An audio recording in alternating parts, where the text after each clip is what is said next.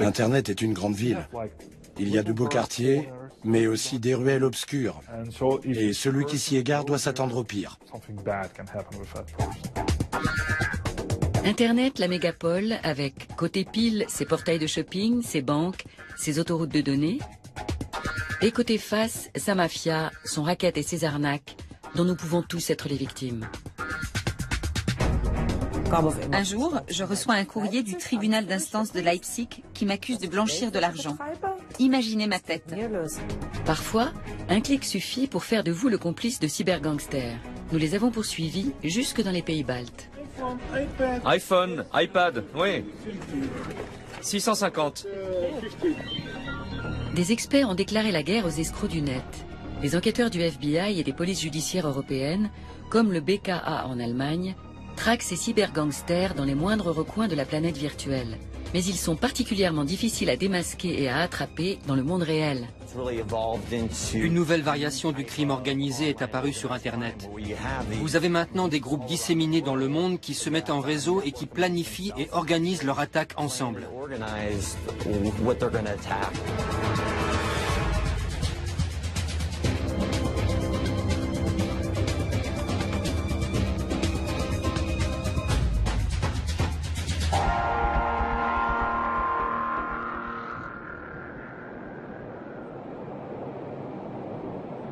La première affaire nous mène à Leipzig.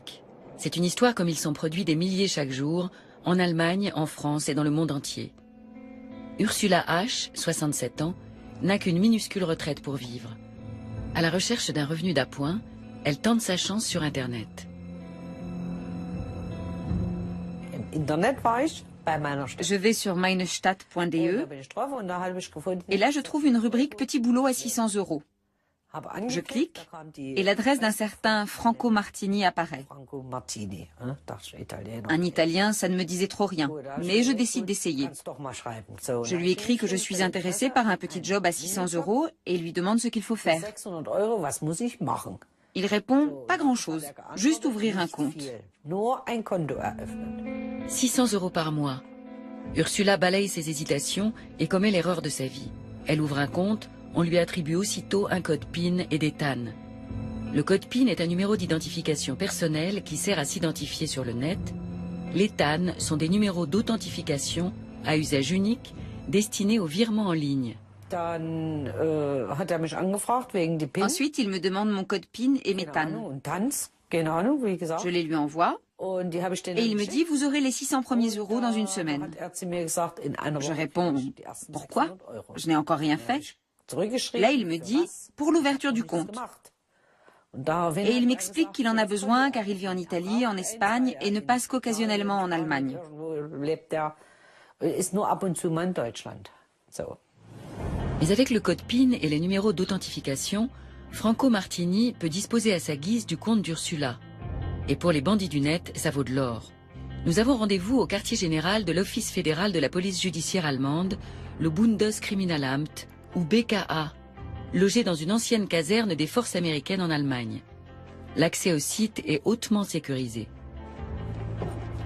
Mirko Manske nous attend. Il est commandant de police au BKA et responsable du département cybercrime. L'unité spéciale qu'il dirige est quotidiennement à la recherche d'escrocs du net, où qu'ils soient partout dans le monde, et il nous le confirme, les offres d'emploi à la Franco Martini sont toujours des pièges.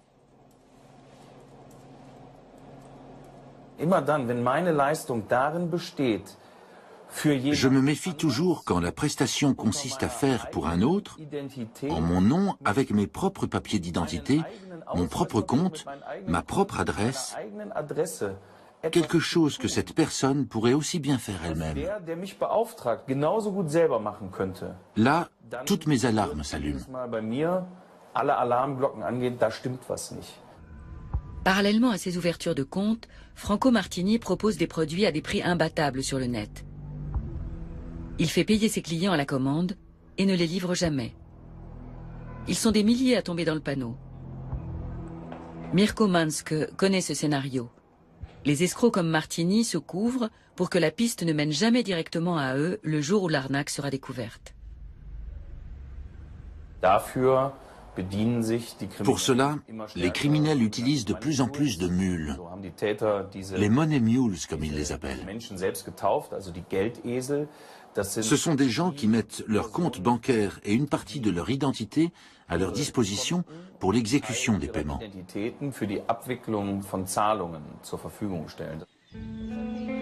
Durant 3 jours, c'est sur le compte d'Ursula que les clients de la boutique en ligne de Franco Martini versent leur règlement. L'escroc, qui a toutes les clés pour y accéder, transfère aussitôt l'argent ailleurs. Un jour, je reçois un courrier du tribunal d'instance de Leipzig qui m'accuse de blanchir de l'argent. Je ne comprenais rien à ce qui m'arrivait.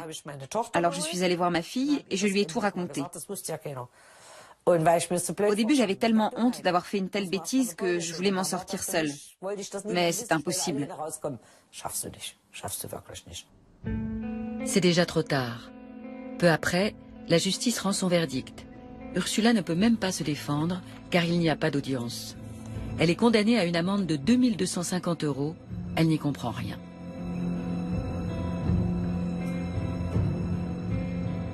Je ne savais rien de tout ça. J'ai rien fait. C'est tout ce que je peux dire. Je n'y ai même pas gagné un centime. Et c'est moi qui paie. Ce n'est pas tout. Une cliente qui n'a jamais reçu l'article qu'elle a commandé et réglé à la boutique en ligne de Franco Martini réclame des dommages et intérêts.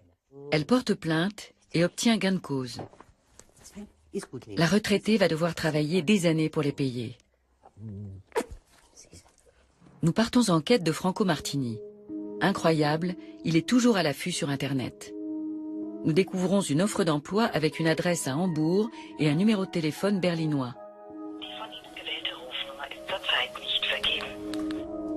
Nous envoyons un mail à l'escroc sous un faux nom. Nous nous disons très intéressés par un petit boulot et prêts à commencer au plus vite. 2 jours plus tard, réponse de Martini. Nous avons le job. Félicitations. Il nous demande d'ouvrir un compte et de lui transmettre notre code PIN et nos TAN. Nous créons le compte, mais lui donnons de faux numéros. Martini réagit. Il ne trouve pas ça drôle du tout. Son ton se durcit. Oh pardon, c'est une erreur. Nous proposons de passer en personne, lui remettre notre code PIN et nos numéros de transaction. Il répond qu'il est en Sardaigne pour raisons professionnelles et que sa patience a des limites. Oh, quel heureux hasard, notre fille y part la semaine prochaine. Sa réponse est lapidaire, je n'ai pas le temps. Nous lui révélons que nous sommes journalistes et lui proposons une interview anonyme. Quelques minutes plus tard, son adresse e-mail devient introuvable. Martini a disparu dans l'océan des données numériques.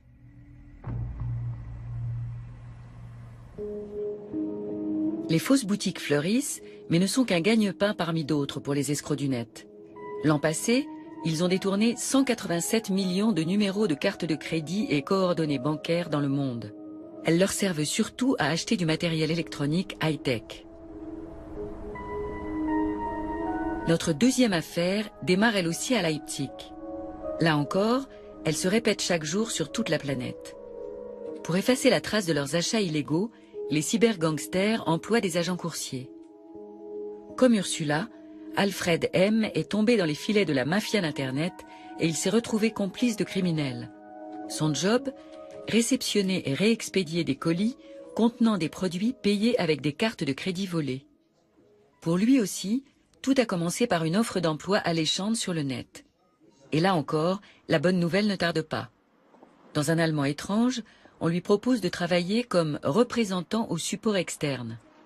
On lui fait miroiter un salaire de 2 000 € par mois. Il nous a fallu plusieurs échanges téléphoniques pour convaincre Alfred M. de nous raconter son histoire depuis le début. La première fois, il insiste pour nous rencontrer dans une rue très fréquentée. Vous pensez qu'il y a des raisons de craindre ces gens? Oui. Pourquoi? Il y a des millions en jeu. Et on nous l'a appris à l'école. À partir d'une certaine somme, les gens peuvent tuer pour de l'argent. Au départ, Alfred est très intéressé par cette offre d'emploi déposée en apparence par une entreprise nord-américaine du nom de MBE. Ils m'ont demandé si je voulais gagner de l'argent. J'ai répondu oui. Que s'est-il passé ensuite? Ils m'ont fait une proposition d'emploi. Il s'agissait d'envoyer des paquets. C'était un emploi avec un vrai contrat de travail, des cotisations sociales. Et je n'ai rien trouvé qui porte à croire que c'était illégal. Alfred signe le contrat. Il y trouve même des détails sur la grille de salaire, sur les primes et une photo de sa jolie interlocutrice, Alexa Corey.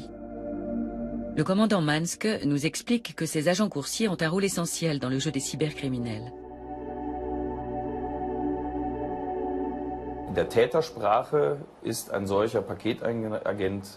Les escrocs les appellent des drops.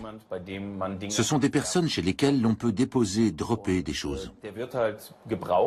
Ils s'en servent notamment pour acheter des produits coûteux sur de grands portails Internet, le plus souvent de l'électronique ou des vêtements, à l'aide de cartes de crédit acquises illégalement ou de données bancaires obtenues par espionnage informatique. C'est à ces agents qu'ils font livrer leurs commandes. L'employeur présumé, MBE, Mailboxes, etc., est un réseau américain de services postaux qui compte 1400 franchisés dans le monde. Alexa Corey est l'interlocutrice d'Alfred M. et un certain Paul Aragon a signé le contrat au nom de MBE. Nous appelons le siège social de la maison mère à San Diego. Merci de votre appel à MBE, une filiale d'UPS. Que puis-je faire pour vous? Bonjour, c'est Sabrina Zaun. J'appelle d'Allemagne, j'aimerais parler à Paul Aragon. Je suis désolée, vous vous êtes trompé de numéro. Personne ne porte ce nom ici. Ou Alexa Corey? Non plus. San Diego nous répond que ce groupe n'a jamais publié d'annonce pour recruter des agents coursiers. Mais personne ne souhaite s'exprimer officiellement à ce sujet. MBE Allemagne prend quand même position. Ils nous disent savoir que l'on recherche sur Internet des agents coursiers pour le compte de MBE, mais ils insistent, ces offres peu sérieuses n'ont rien à voir avec le système de franchise MBE. Les escrocs ont manifestement usurpé l'identité de l'entreprise sur le web. Ils ont copié à la perfection son nom, son adresse et son site. Ne parlant pas anglais, Alfred M. n'appelle pas MBE, ni aux États-Unis, ni en Allemagne. Pourquoi le ferait-il d'ailleurs? Via Internet, tout marche comme sur des roulettes. On lui livre les colis chez lui chaque jour. Il s'agit d'articles électroniques le plus souvent. Et presque au même moment, son employeur lui envoie par mail le contenu exact des colis, ainsi que des bordereaux d'expédition.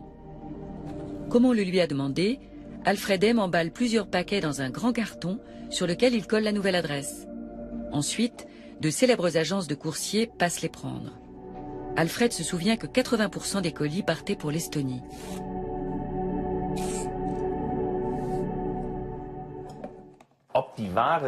Il est très difficile de dire si les marchandises restent en Estonie ensuite,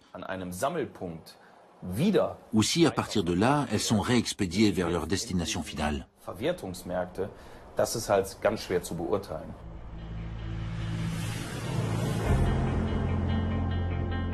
Nous nous envolons pour Tallinn, la capitale estonienne. L'Estonie est le pays le plus au nord des Balkans. Nous contactons Vladimir, un white hat qui nous a été recommandé sur un forum internet à la limite de la légalité. Les white hats, les chapeaux blancs, sont des pirates informatiques censés faire un usage positif de leur savoir et ne pas enfreindre les lois. Vladimir ne veut surtout pas être identifiable. Dans quelle mesure pouvons-nous lui faire confiance? Le caméraman reste à bonne distance. Vladimir nous emmène d'abord dans un cybercafé pour nous montrer des enchères en ligne de produits quasiment neufs à des prix défiant toute concurrence.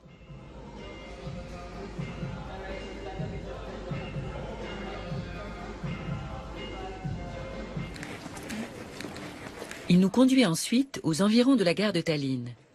Les voies sont bordées de halls abritant diverses boutiques. On y vend des accessoires pour les derniers téléphones portables à la moitié du prix officiel.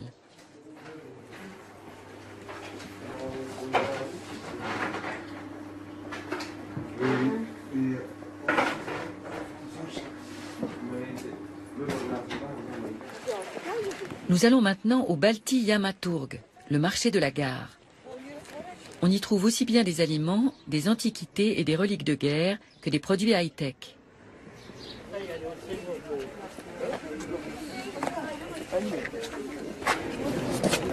iPhone? iPad? Vous parlez anglais? Oui? C'est un iPhone 4S. 64 Go.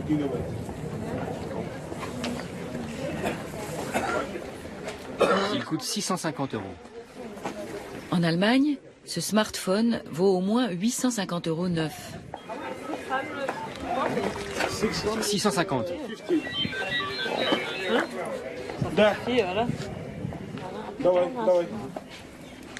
Il est neuf, débloqué. Et il accepte toutes les cartes SIM. L'iPad, il fait combien? L'iPad? 250 €. Il est très bien, il est craqué. Et il y a tous les programmes dedans. Je vais réfléchir. Merci. Ces marchés n'écoulent qu'une partie des produits acquis illégalement, nous dit Vladimir. Ils sont souvent revendus aux enchères sur eBay. C'est ainsi qu'un notebook volé à Paris peut finalement s'y retrouver. Les chances de se faire pincer sont infimes et les programmateurs bien formés ne manquent pas. Les mauvaises conditions de travail et un chômage exponentiel font le reste.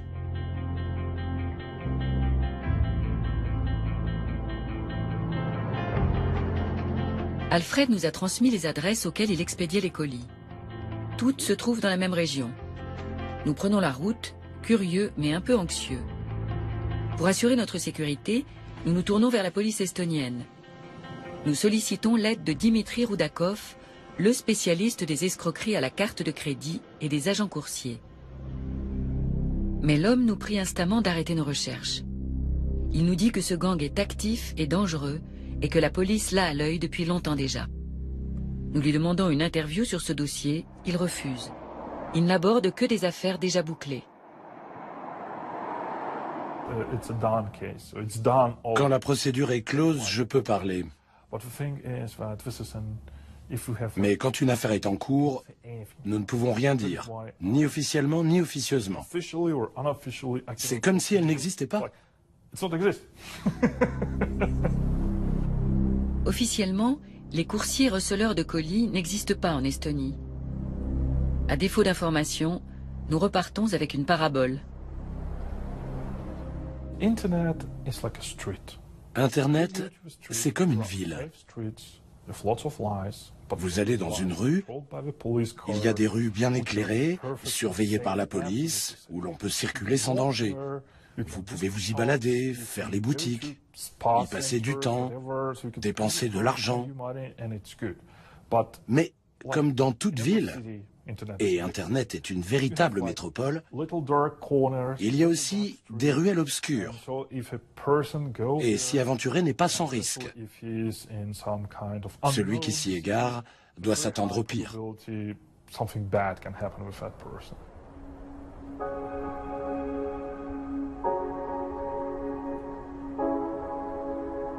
Alfred M., de Leipzig, remplit son contrat de travail. Il réexpédie 54 colis d'articles high-tech au total et sans se poser de questions. Toujours confiant de recevoir la rémunération confortable qu'on lui a promise.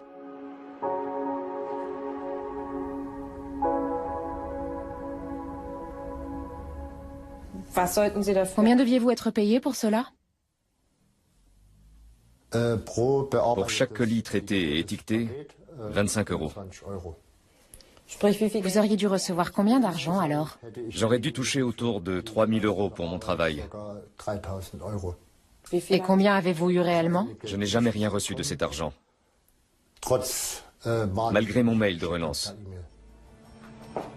Au lieu de cela, il reçoit un jour un courrier le sommant de payer ou de renvoyer la marchandise. L'Allemand tombe des nues. Les escrocs n'ont pas seulement utilisé son adresse comme boîte à lettres, ils ont également passé des commandes en son nom. Les entreprises lésées réclament des dommages et intérêts. J'ai écrit à Rewe et KitKong que c'était une affaire de cybercriminalité et que je n'avais pas de quoi payer actuellement. Où aurais-je trouvé l'argent? Je ne peux pas payer. Alfred affirme n'avoir rien commandé. Mais en mars 2012, le parquet le condamne à une amende de 50 fois un taux journalier de 10 €. Et les frais du procès sont à sa charge.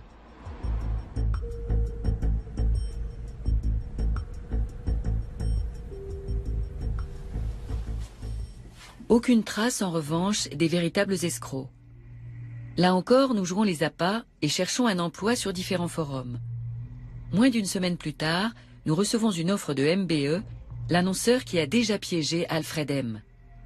Notre interlocuteur est un certain David Hartmann. C'est un emploi dans le domaine de l'aiguillage et du transport d'électroménager. Il ne requiert aucune connaissance ni aptitude particulière. Nous exprimons notre intérêt. Au bout de 24 heures, nous recevons un contrat de travail par mail. Il est plus sophistiqué que celui d'Alfred M. Tout y est détaillé. Les perspectives professionnelles, les congés, la couverture sociale et même le taux d'imposition.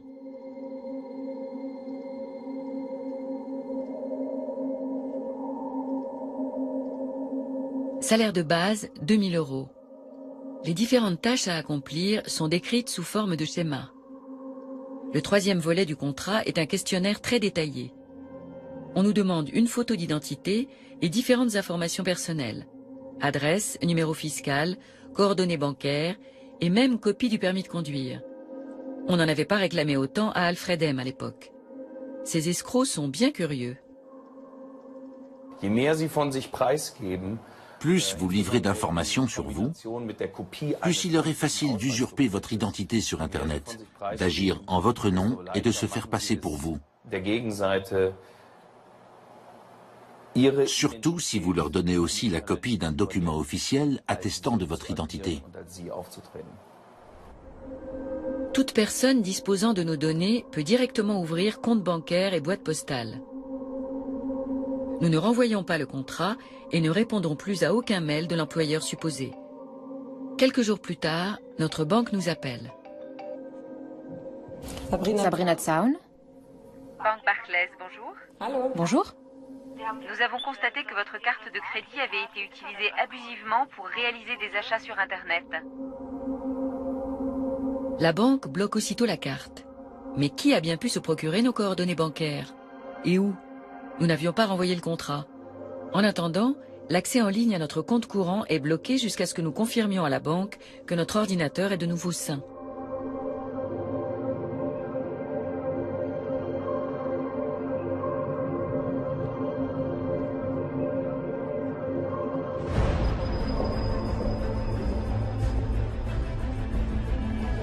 Nous nous en remettons à Bernhard Breuil. Il est de ces experts qui passent leur temps à chasser et éliminer virus informatiques, vers et chevaux de Troie.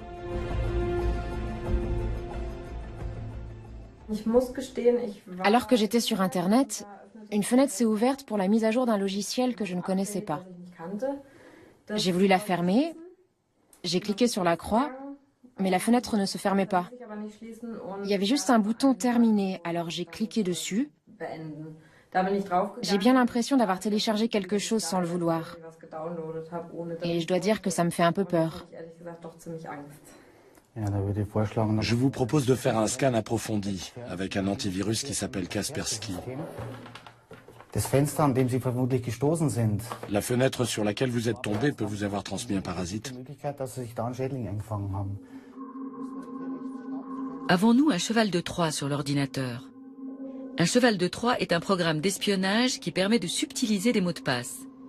En utilisant ces logiciels, les escrocs voient sur quelle touche nous tapons, quel caractère ou quel chiffre nous utilisons. Vous avez souvent des clients complètement paniqués? Oui, c'est avec ça que je gagne ma vie. Je vois de tout. Du type qui dit « je vais balancer mon ordi par la fenêtre » à l'étudiante en pleurs parce que son ordinateur est bloqué avec son mémoire dedans et qu'elle n'a pas fait de sauvegarde. Généralement, ceux qui ont été victimes de hameçonnage en faisant des opérations bancaires et se sont fait vider leur compte n'emmènent pas large. Ils veulent juste qu'on leur nettoie tout ça discrètement. Je vois ça souvent chez des personnes d'un certain âge. Bernhard Breuil trouve 5 dangereux chevaux de Troie dont certains déguisés en logiciels de sécurité. L'expert doit sauvegarder toutes nos données, puis réinitialiser le PC. Il lui faudra plusieurs heures pour éradiquer ces parasites. En revanche, ces programmes d'espionnage sont faciles à glisser dans un ordinateur. Démonstration avec Mirko Manske de la police judiciaire allemande. En quelques clics, c'est fait.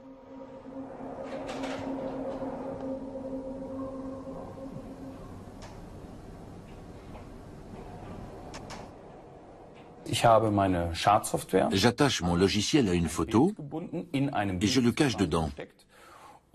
Ensuite, je poste cette photo sur une plateforme d'échange gratuite. La voilà. Plus qu'à attendre qu'on la consulte.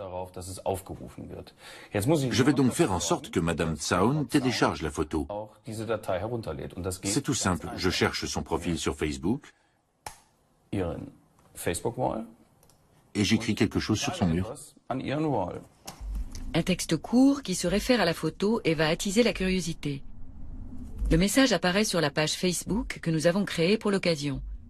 Un seul clic sur l'image suffit. Le logiciel malveillant s'installe à notre insu. Sur mon serveur de contrôle, Madame Zaun apparaît en tant que test 1. Et désormais, nous voyons à peu près tout ce qu'elle fait sur son ordinateur.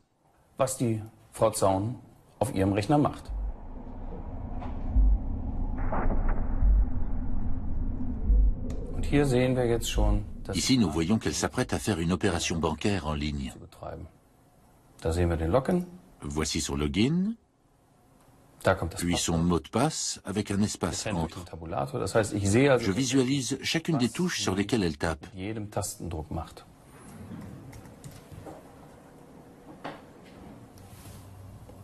Et nous voilà dans son compte. Mirko Manske peut voir nos codes d'accès, tous les entrants et les sortants, et notre adresse personnelle. Avec ces informations, il ouvre un nouveau compte d'utilisateur sur une boutique en ligne et commence à faire son shopping. Il fait livrer la marchandise à un point de retrait. Comment je paie? Facile. J'utilise les données bancaires de Madame Zaun. Je les ai eues sans qu'elle ait fait quoi que ce soit, sinon se connecter une fois pour une opération bancaire en ligne, après que j'ai implanté un cheval de Troie sur son PC. Avec cela, l'escroc peut faire bien plus encore que de simples achats en ligne. Je peux aussi chercher des dossiers spécifiques sur son disque dur. Je peux accéder au répertoire de son ordinateur, regarder son dossier photo, transférer des photos de son poste sur le mien. Je peux aussi entendre ce qu'elle écoute avec les enceintes de son ordinateur. Je peux allumer et éteindre sa webcam et l'orienter plus ou moins. Vous voyez, il n'y a quasiment plus de limites.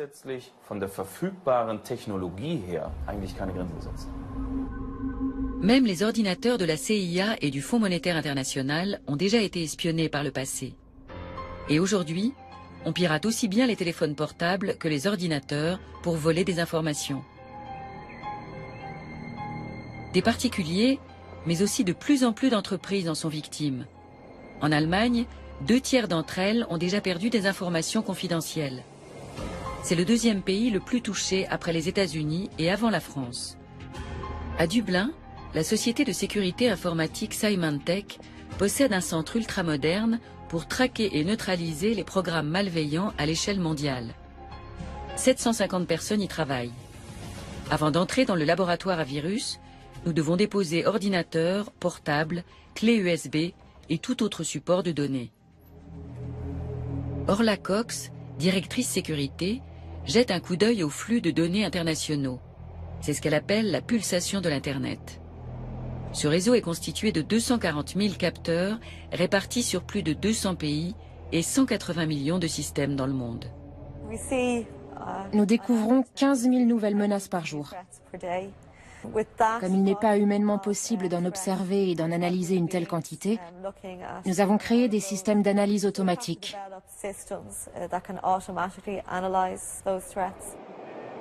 En 2011, les spécialistes ont découvert 403 millions de logiciels malveillants et évité 5,5 milliards d'attaques de ces programmes. Il y a des logiciels malveillants que nous ne pouvons pas analyser automatiquement. Ils sont tellement perfectionnés qu'ils se maintiennent en sommeil et ne se déclenchent pas tant que l'environnement est surveillé. Dans ce cas, nous procédons à une rétro-analyse des menaces. Nous ouvrons le code source, nous le parcourons et nous tentons de découvrir ce que vise le programme. Quand un danger sérieux apparaît, les clients sont protégés automatiquement par des mises à jour. Le cas échéant, le FBI ou les autorités concernées en sont informés. Symantec réalise chaque année une étude des menaces et les résultats sont stupéfiants. En 2011, nous avons encore constaté une hausse considérable des cyberattaques. Il y a plus de 400 millions de nouveaux programmes malveillants, soit une augmentation de plus de 81% par rapport à l'an passé. Les violations de données à caractère personnel et les vols d'identité ont aussi beaucoup augmenté. Il y a eu 1 million de nouveaux délits environ. Et au total, plus de 85 millions d'identités volées.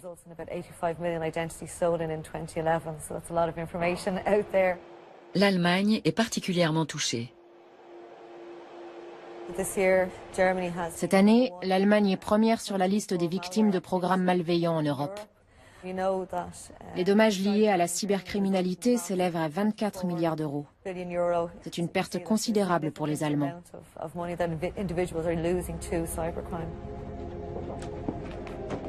Au niveau mondial, le coût atteignait 284 milliards d'euros l'an dernier.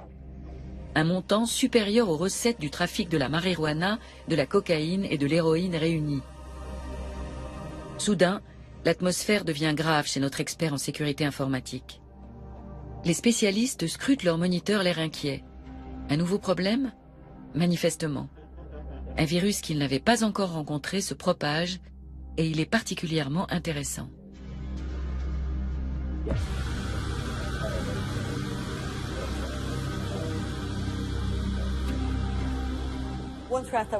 L'un des logiciels que nous observons et analysons en ce moment s'appelle Flashback. Il ne s'attaque qu'aux Mac. C'est la plus grosse menace que nous ayons vue à ce jour sur des Macintosh. 600 000 ordinateurs au moins sont déjà infectés. Et nous tentons d'identifier les objectifs de ce programme. Ils contactent immédiatement leurs collègues en Asie, car la journée est bientôt finie à Dublin. Ce sont eux qui vont prendre le relais. Cette collaboration par-delà les frontières et les fuseaux horaires est leur seule chance de l'emporter contre les mauvais génies du net.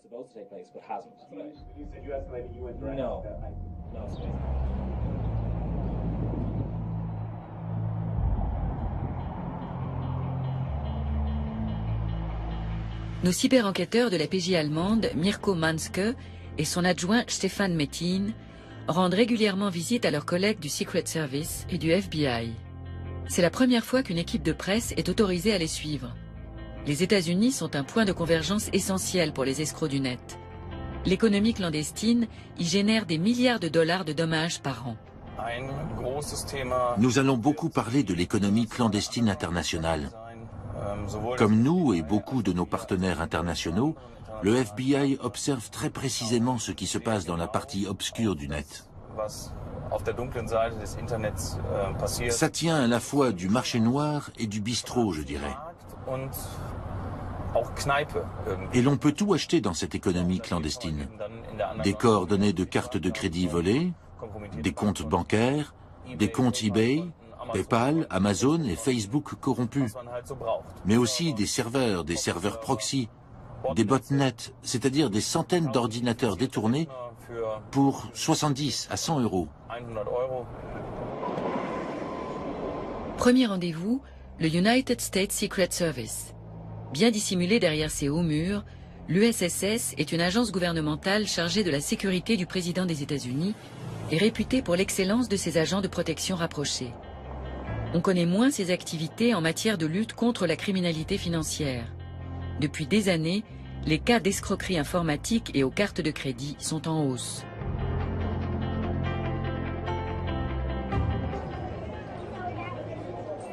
La croissance fulgurante de la cyberéconomie souterraine en Europe crée bien des difficultés aux enquêteurs. En l'espace d'un an, ils ont répertorié plus de 70 000 fournisseurs différents et plus de 44 millions de messages sur les serveurs clandestins. Sur les 10 plus grands escrocs du net, 6 vendent des cartes de crédit piratées et sont en réseau sur l'ensemble du globe.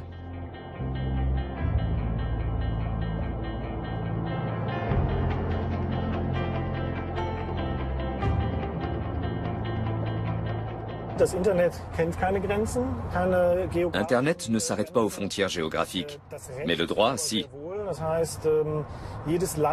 Chaque pays se heurte aux limites de sa législation. Par exemple, si les Américains constatent qu'un serveur qui propage des logiciels malveillants ou recueille des données corrompues se trouve en Allemagne, ils ne peuvent pas simplement y aller et dire « on retire les données du serveur ». Ils sont obligés de contacter les autorités allemandes dans le cadre d'une commission rogatoire et de leur demander une sauvegarde préalable des données qui sera réalisée par le BKA, la police judiciaire allemande, pour ce type de délit.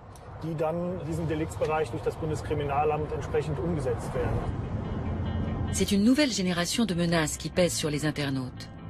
Au début des années 70, personne n'imaginait que ces virus, qui étaient plutôt l'œuvre de plaisantins, deviendraient des armes dévastatrices. Aujourd'hui, on développe des logiciels malveillants pour faire de l'argent. Nous n'avons plus affaire aux programmateurs eux-mêmes, mais à des clients de ces programmateurs qui utilisent de manière frauduleuse ou criminelle les logiciels qu'ils ont créés.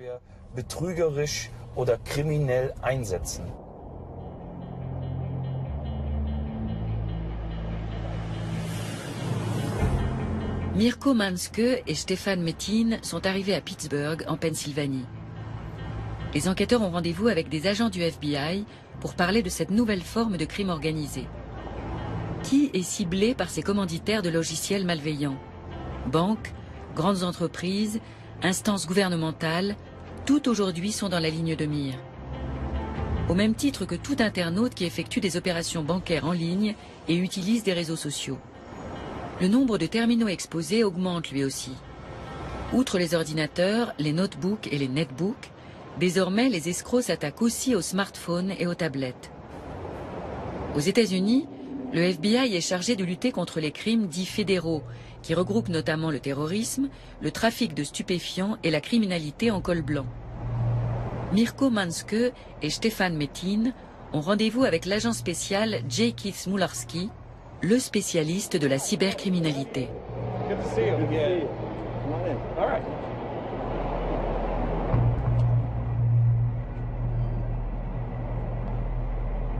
Au menu, pour commencer, la cyberattaque d'un gang international de pirates informatiques qui a infecté plus de 570 000 ordinateurs en 2011. Chaque poste touché était redirigé automatiquement vers d'autres pages Internet.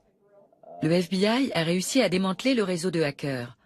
Un répit de courte durée, car il y a déjà de nouveaux gangs dans la place. La criminalité a évolué très vite, passant de la simple imposture à des cas bien plus complexes qui reposent sur l'infrastructure de plusieurs pays. Vous avez là des escrocs qui combinent leurs compétences. L'un est spécialiste des spams, un autre de la programmation de logiciels malveillants, un troisième du craquage de sites web, un autre encore du blanchiment d'argent. Tous sont reliés par Internet et ils s'allient pour faire leur magouille.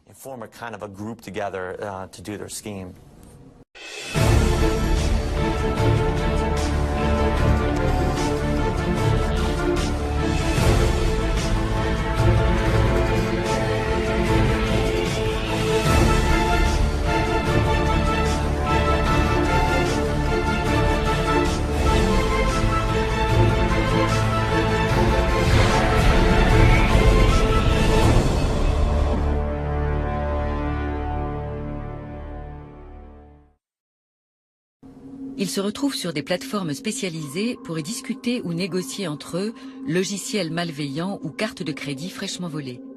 Ils se notent même les uns les autres, comme le font acheteurs et vendeurs sur eBay. Ceux qui ont acheté des services auprès de tel ou tel escroc donnent leur avis. « Hey, le produit de ce gars est vraiment bien !» c'est un bandit de première classe, un type réglo. Tu peux être sûr d'en avoir pour tes $5 000. Il y a même de la publicité dans la cyberclandestinité. Si vous voulez sortir du lot parmi 20 gars qui vendent des cartes corrompues, il faut faire de la pub, comme dans le business réel. Sur l'Internet des criminels, tout est comme dans le vrai monde des affaires. Il y a des vendeurs, des fabricants, des prestataires de services. C'est un marché juteux, mondial et 100% anonyme. Les enquêteurs ne peuvent confondre les gangsters que si ces derniers commettent une erreur. Alors, Mirko Manske et ses collègues guettent patiemment les ratages des bandits qu'ils attirent en se faisant passer pour des escrocs. Ils tentent de gagner leur confiance en chattant avec eux.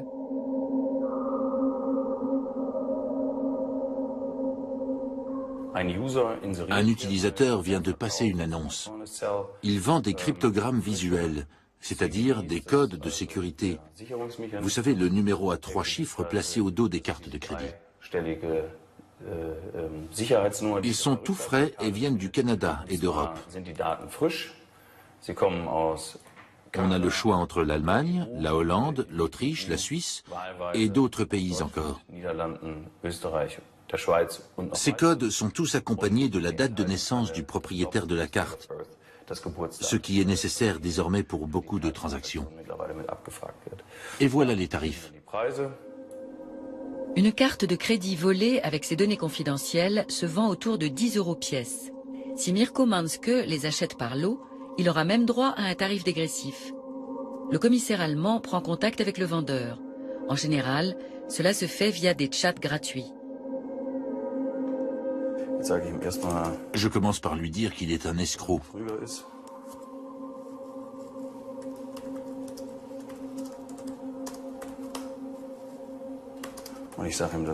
Que je suis prêt à lui en prendre 500 pour 250 €.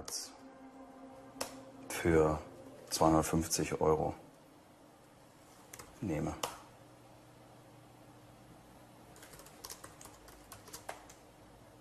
Ah, ok. 500 pour 500.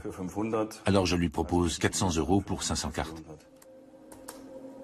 Le voleur est coriace, il n'accepte le marché qu'à 450 € pour 500 Mastercard.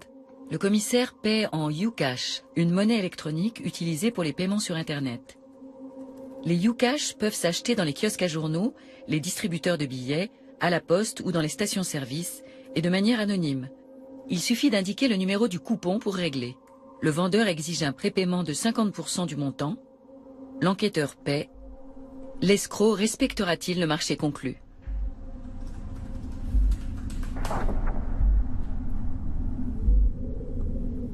L'affaire marche. Mirko Manske reçoit un fichier texte aussi anodin que son contenu est stupéfiant. C'est un listing de 500 numéros de carte bancaire avec le nom, l'adresse, le code de sécurité et la date de naissance des détenteurs. Et il y a bien un expéditeur, mais impossible de le localiser. Dans la cyberclandestinité, il existe des hébergeurs dits bulletproof, c'est-à-dire des entreprises qui hébergent des serveurs dans des zones grises, échappant à toute réglementation, donc quasiment insaisissables. Pour cela, ils utilisent notamment le fast flux, une technique qui permet de changer en permanence le lieu d'hébergement d'un site. Au moment où je regarde une page, elle est hébergée aux États-Unis. 2 minutes plus tard, elle peut être hébergée en Allemagne. Ensuite, en Asie par exemple. Et 2 à 3 minutes plus tard encore, en Amérique du Sud. Quelques clics suffisent pour franchir plusieurs frontières. Ces possibilités techniques compliquent terriblement la tâche des enquêteurs.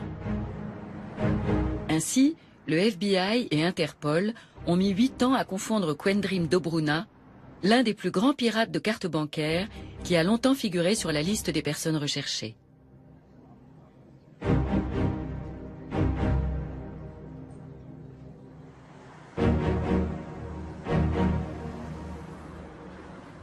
Un jour, victime de quelques minutes d'inattention, Dobruna se connecte sur Internet en oubliant de masquer son identité. Le Bundes Kriminalamt s'en aperçoit et réagit aussitôt. La police prend d'assaut l'appartement qui abrite l'ordinateur. Quendrin Dobruna est arrêté, puis extradé vers les États-Unis.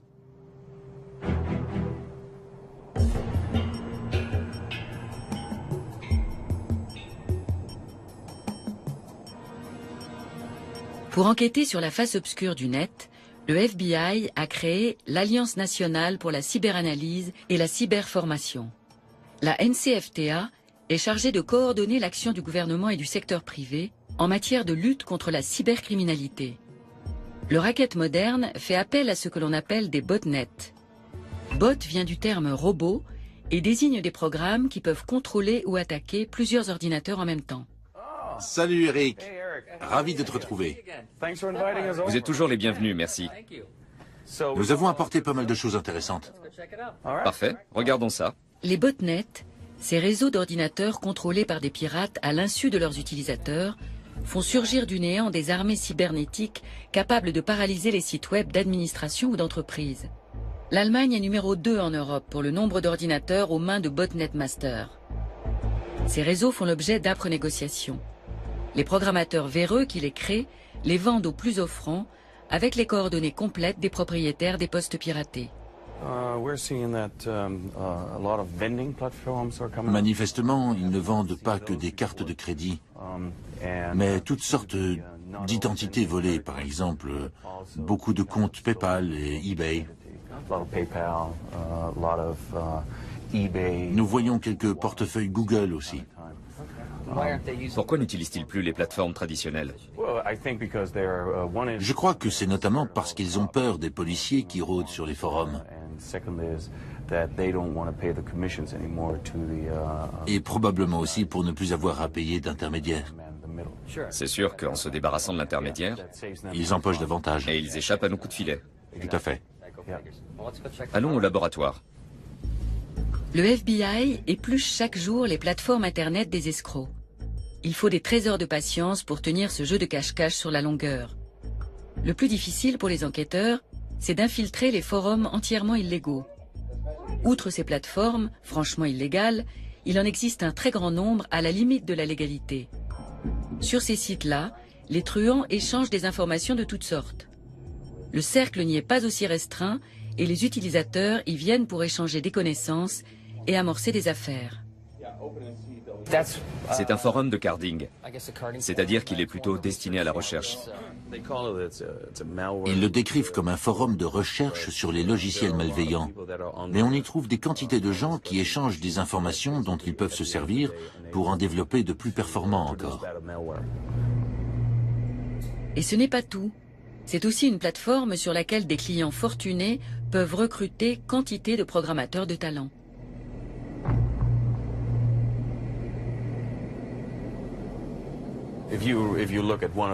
Voici un exemple de post qui revient régulièrement. Fruit Rat version 06. Il s'agit d'une sorte de logiciel de maintenance à distance qui permet d'accéder à un ordinateur tiers, mais cache en réalité un dangereux cheval de Troie. Il y a là un gars qui a écrit son propre logiciel de maintenance à distance en langage Java. Ça lui permet d'accéder à tous les ordinateurs sur lesquels il sera installé et d'en faire ce qu'il veut. Dans un premier temps, le pirate tente de prendre le contrôle du plus grand nombre d'ordinateurs possible avant de les vendre à d'autres escrocs. L'affaire elle-même ne se fait jamais sur ces plateformes, mais dans des cyberespaces exclusifs. Pour débusquer ces lieux virtuels, les enquêteurs travaillent des années dans le plus grand secret.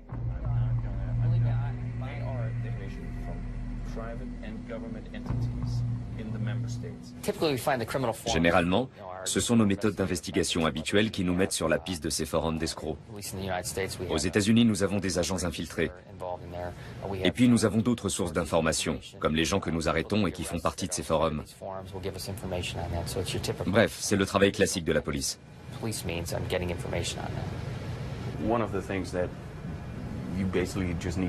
C'est essentiel d'écouter ce que disent les escrocs. Leurs échanges vous mèneront naturellement à ces forums. Cela dit, c'est une chose d'être là, c'en est une autre de comprendre de quoi il est question. Souvent, les affaires véreuses ne se font pas sur le forum. Il ne sert qu'à établir un contact pour les ventes de cartes de crédit, par exemple. Ensuite, l'acheteur et le vendeur passent de la plateforme à un service de messagerie instantanée, comme ICQ, Skype ou Jabber, pour s'échanger des informations directement. Ça leur permet de nous échapper, car ils savent bien qu'il y a des policiers à l'affût qui cherchent à les coincer.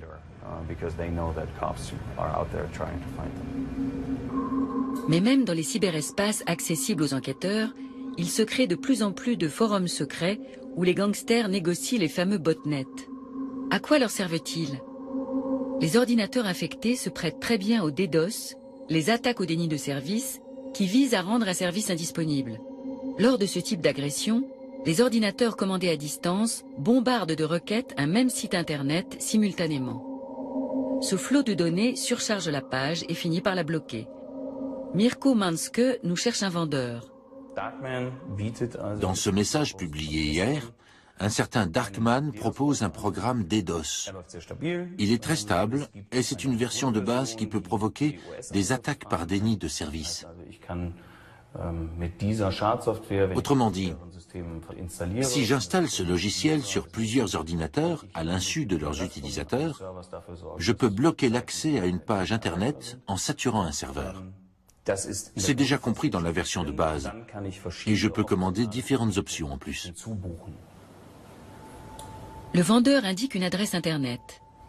Elle conduit l'enquêteur à une plateforme sur laquelle on peut envoyer et recevoir des messages de manière anonyme. Le commissaire et l'escroc commencent à discuter.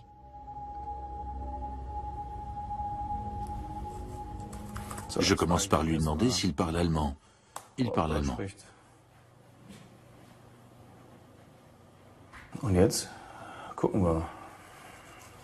Alors on va déjà chercher à savoir d'où vient ce programme.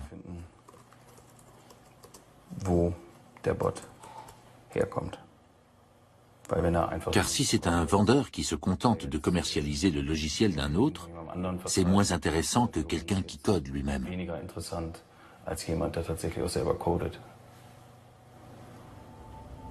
Le programme coûte 600 €.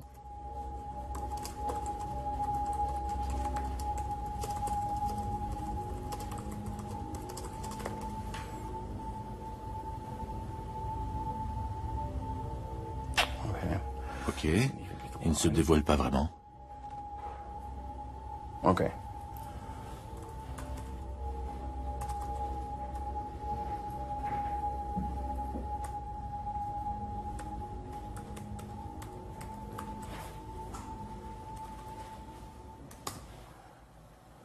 Oh, c'est du rapide. Das ging fix.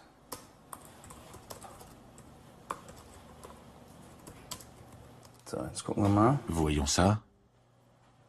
Ja. Ah, le voilà. Da ist eine Le fichier fait 5 mégas et il s'appelle Backend. So, die hätte ich Je gerne. le prends. Mirko Manske va vérifier si ce programme est assez puissant pour paralyser le site de la police judiciaire allemande en le bombardant de requêtes. Momentan ist Le site du BKA est encore accessible. .de noch erreichbar, Voyons s'il y a moyen de changer ça. ändern können. Dazu würden wir jetzt Nous allons lancer une attaque DDoS. Angriff starten. Dazu Je commence par noter le nom de l'attaque. hier würde ich die Là, j'indique le type d'attaque choisie. verschiedensten Angriffsarten kann ich hier auswählen. Hier Là, la cible de l'attaque, c'est simplement le nom du domaine. 15 Threads. Je mets 15 fils d'exécution et un délai de 60, ce qui veut dire que la demande se répétera toutes les 60 millisecondes. Und Et dann il ne reste plus qu'à cliquer sur Start. einfach auf Start. L'attaque du serveur du Bundeskriminalamt commence. Les paquets signalés en noir proviennent des ordinateurs infectés. Ils cherchent à immobiliser le serveur et bloquer l'accès au site du BKA. Un véritable attaquant aurait atteint son objectif et il aurait eu plusieurs solutions pour exploiter cette situation.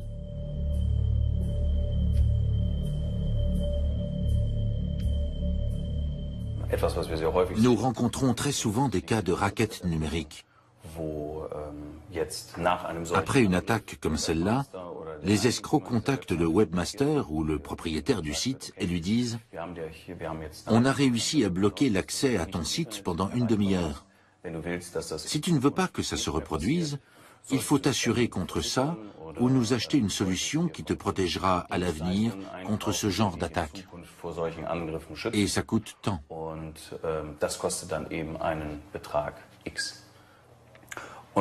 Tiens, c'est intéressant. Tout à l'heure, vous m'avez demandé si l'on pouvait interrompre l'attaque. Je l'ai fait, mais les bots ne font pas ce que je leur ai demandé.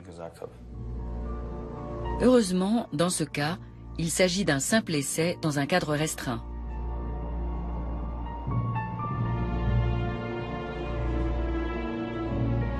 En 2007, les choses se sont passées tout autrement en Estonie.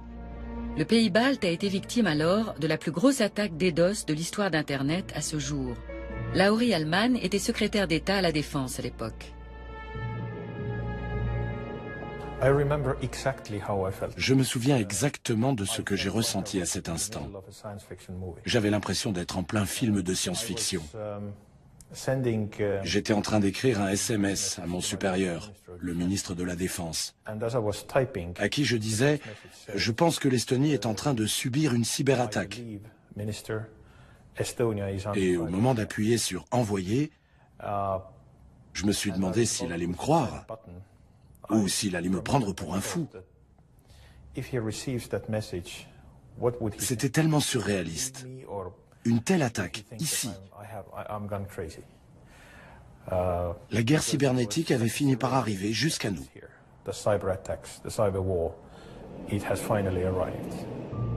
Les effets de cette cyberagression sont dévastateurs. Les banques, les administrations, les médias et même les hôpitaux sont touchés. Les requêtes à l'origine de l'engorgement du serveur proviennent de points disséminés sur toute la planète. Les Estoniens ne comprennent absolument pas ce qui se passe, d'autant plus que leur État est doté d'un système informatique ultra-moderne depuis son indépendance.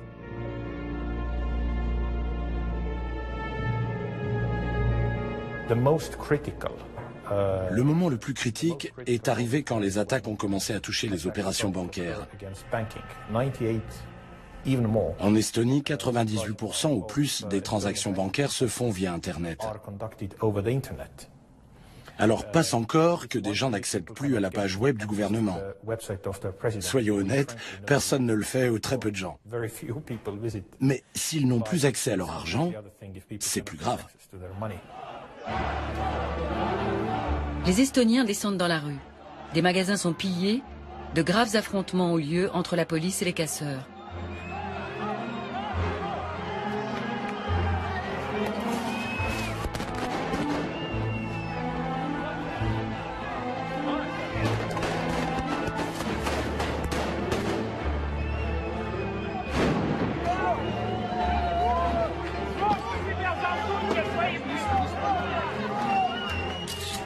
Dans le plus grand quotidien estonien, le Postimees, tout est sans dessus-dessous. Les ordinateurs de la rédaction sont touchés et comme paralysés. Une situation inédite pour le directeur général Erik Rose et un grand défi pour ses journalistes. Tous travaillent non-stop pour informer leurs lecteurs.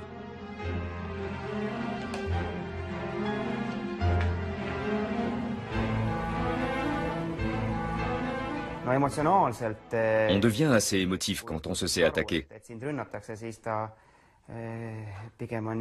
Je pense que l'on ressent à peu près la même chose que Bruce Willis dans le film Die Hard 4, Retour en enfer, qui décrit une situation identique. Le journal continue de paraître. Outre les magasins victimes de pillages, les banques essuient les plus grosses pertes. Les banques, le secteur des télécommunications et les agences gouvernementales y ont vraiment perdu. Pour eux, le manque à gagner s'élevait à plusieurs millions d'euros. Mais jusqu'ici, les banques préfèrent taire l'ampleur des dégâts. Nous avons rendez-vous avec le chef de la sécurité de la banque SEB. Une attaque comme celle-là pourrait-elle se reproduire? Absolument. Les attaques de ce type peuvent se reproduire à tout moment.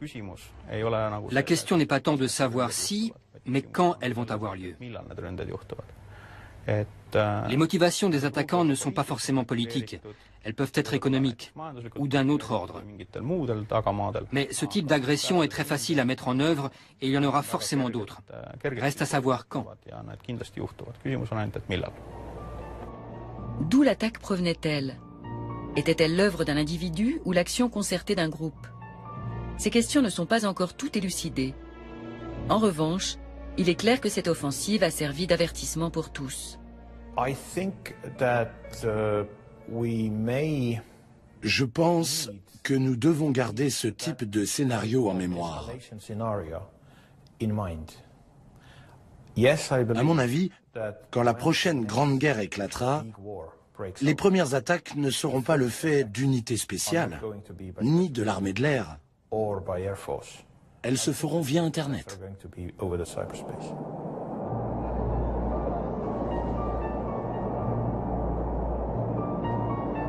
Les gangsters qui s'activent sur la face obscure du net sont souvent intelligents et ils déploient des trésors d'énergie.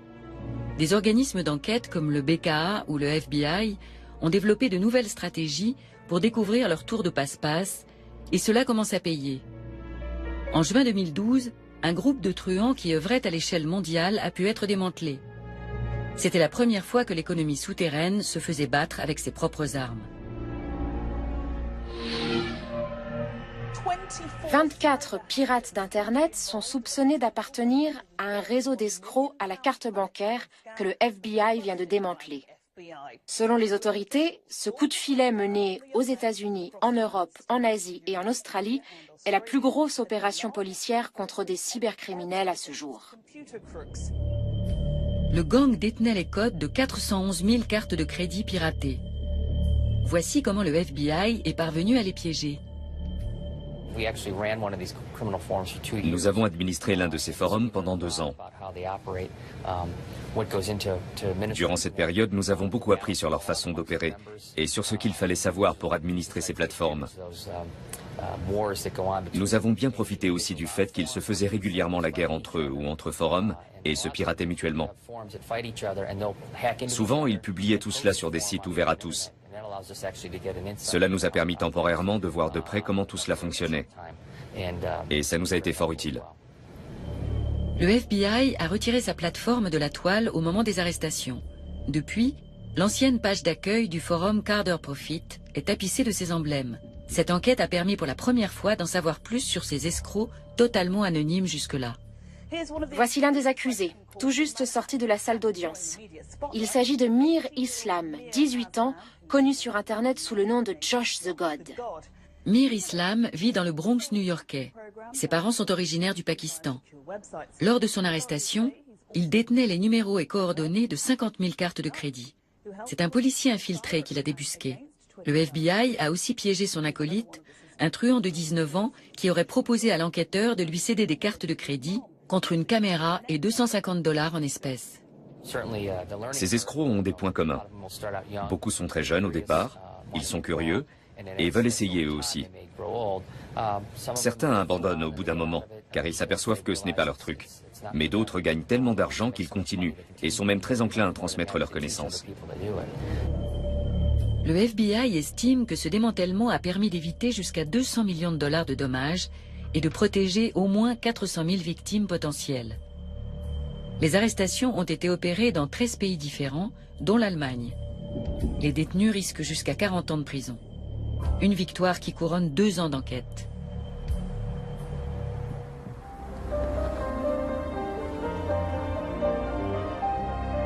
Dans le cas d'Ursula aussi, 2 ans ont passé. Alors qu'elle cherchait un revenu d'appoint pour arrondir sa maigre retraite, elle est tombée sur Franco Martini, un escroc qui lui a fait ouvrir un compte bancaire à son nom. Un compte dont il se servait pour blanchir l'argent tiré de ses escroqueries sur Internet.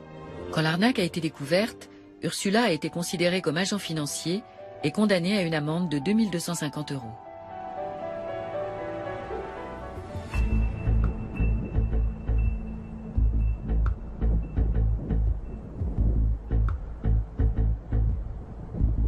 Plusieurs mois plus tard, le truand Franco Martini commet une erreur. Durant quelques secondes, il se connecte à Internet sans cacher son identité. La PJ allemande est avertie et peut enfin identifier Martini et sa bande. S'ensuivent des perquisitions dans toute l'Allemagne. Les 170 policiers engagés arrêtent 8 personnes. Parmi eux, Carvan M, alias Franco Martini, le cerveau de la bande, âgé de 22 ans et domicilié à Essen, ainsi qu'un certain Ahmed D. Tous deux sont mis en détention provisoire. Dès que nous l'apprenons, nous nous rendons chez Ursula pour lui transmettre la nouvelle. Je suis KO là, mais de joie. Enfin de la lumière au bout du tunnel. Parce que franchement, tous les mois, je me disais, c'est à cause de toi que je verse plus de la moitié de mon salaire au tribunal, ordure.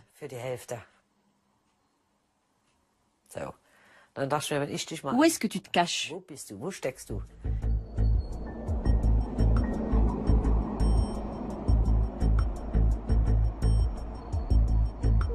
Le procès s'ouvre le 13 juillet 2012 au tribunal d'instance d'Augsbourg. C'est la première grande procédure judiciaire contre des cybercriminels en Allemagne. Les 4 principaux accusés sont inculpés d'escroquerie en bande organisée, de menaces et d'incitation à la violence physique. Carvan M, alias Franco Martini, est amené par la police. Ses complices et lui auraient dérobé plus d'1 million d'euros via 187 fausses boutiques en ligne. Ursula est là, elle aussi. Vraiment, je ne comprends pas comment il peut se comporter ainsi. Comme s'il n'avait rien fait de mal. Ça me reste coincé en travers de la gorge. Le procès doit durer 14 jours. Les avocats de la défense sont venus de loin. C'est un procès qui revient très cher. Ursula n'y comprend rien. Elle a été condamnée par simple ordonnance pénale. Elle n'a eu ni procès, ni possibilité de présenter sa défense. Je n'ai eu droit à rien. Pas de juge, pas d'avocat. Je n'ai pas pu me défendre, ils m'ont condamné. Et je paie pour des truands pareils. J'arrive pas à y croire. Il faut que je me calme. Je vais exploser. Le procès met très longtemps à démarrer. L'avocat de Carvan M demande à ce que l'audience soit transférée à Essen, sa ville d'origine. Refusé. Puis il demande un procès conforme au droit pénal spécial applicable aux mineurs. Le juge refuse à nouveau. Sur ce, l'avocat de Carvan M dépose son mandat.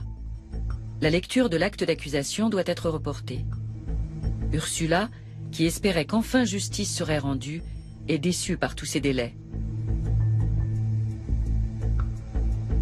La stratégie de Carvan M irrite aussi les 2 procureurs. Nous-mêmes, nous espérions obtenir davantage d'informations. À ce propos, c'est un groupement privé autoproclamé Comité de vigilance qui aurait fourni à la PJ allemande l'indice déterminant pour passer de la piste de Franco Martini à celle du fameux Carvan M. Ce comité est formé d'internautes soucieux de mettre en garde contre les fausses boutiques en ligne. Nous partons à leur recherche et tombons sur 2 sites qui semblent correspondre. Ils s'appellent gegenabzocke.com et autosec4u.de.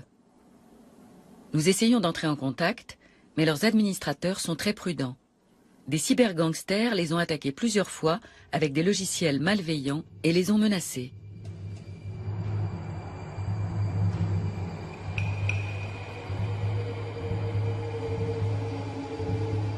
Le comité de vigilance refuse de nous parler. Nous laissons des messages en nous recommandant de connaissances communes.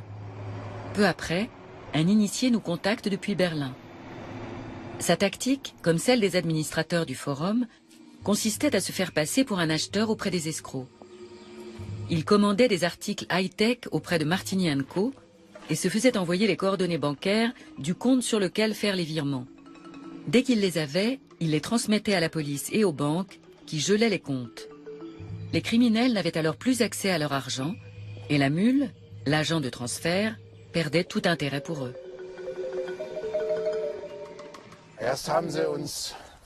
Ils ont commencé par nous traiter de tous les noms. Ils intervenaient sur différents forums, chez nous et ailleurs, sous des noms comme Ha-Ha-Ha, Der-Ha-Ha et Der-Ha-Ha-Ha.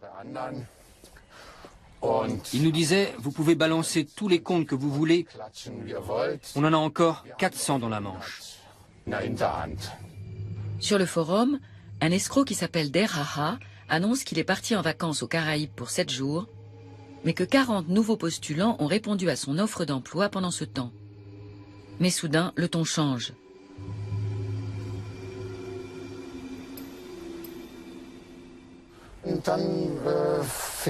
Ils ont commencé à nous menacer.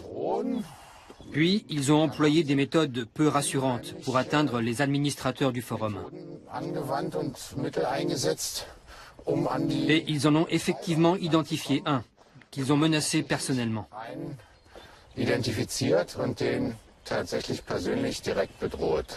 De quelle façon?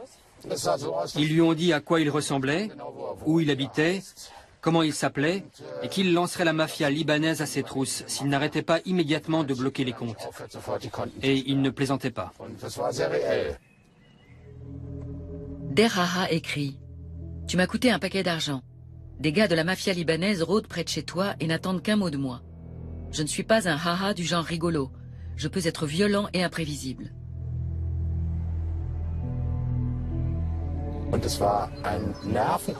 C'est devenu très éprouvant nerveusement quand nous avons compris que ces truands étaient vraiment sans scrupules, qu'ils étaient capables de mettre leurs menaces à exécution.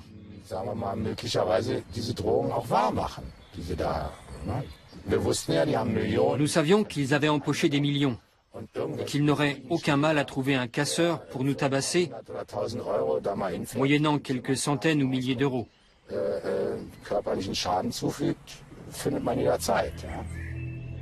Notre initié se retrouve lui aussi dans le collimateur des cyberescrocs.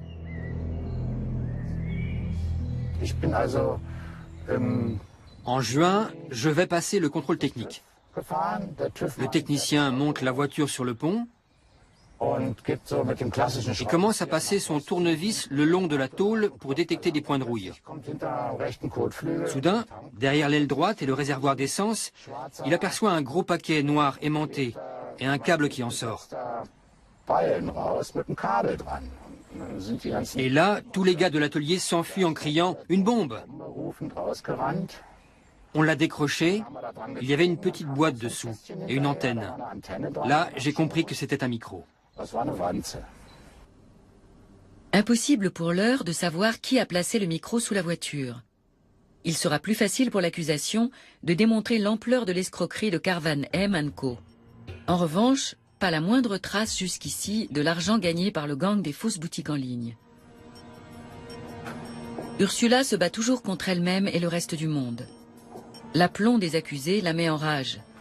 2 des inculpés, dont Delia K, ne sont plus en détention provisoire. La jeune femme attend devant la salle d'audience, l'air très occupé. Ursula décide de l'affronter. Vous vous sentez bien quand vous arnaquez des gens?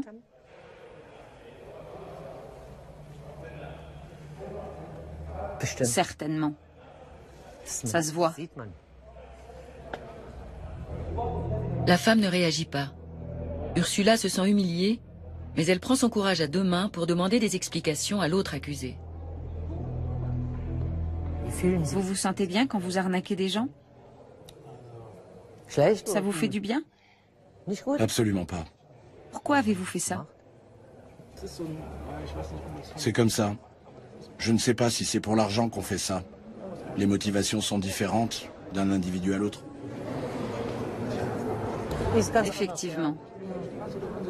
Je ne pourrai jamais agresser une mamie dans la rue, ou sonner chez elle et lui arracher son sac. Je ne ferai jamais une chose pareille, et je ne l'ai jamais fait. Je n'en ai jamais eu l'intention. Alors vous pouvez imaginer comment je me sens. C'était en mai, non? J'ai un vrai boulot dans un hôpital comme infirmier anesthésiste.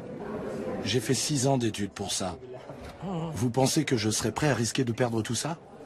Des regrets bien trop tardifs. Il ne pourrait jamais voler le sac à main d'une vieille dame, c'est pourtant ce qu'il a fait. À plusieurs reprises, il a trompé des personnes de bonne foi, comme Ursula.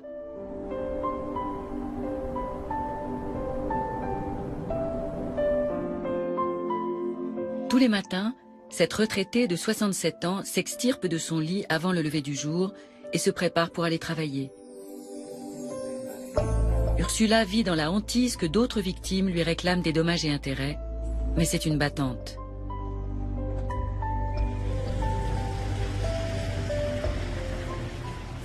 À 4 heures, je me lève, je fais ma toilette, je bois mon café et à 5h30, je m'en vais. Tous les jours, du lundi au vendredi.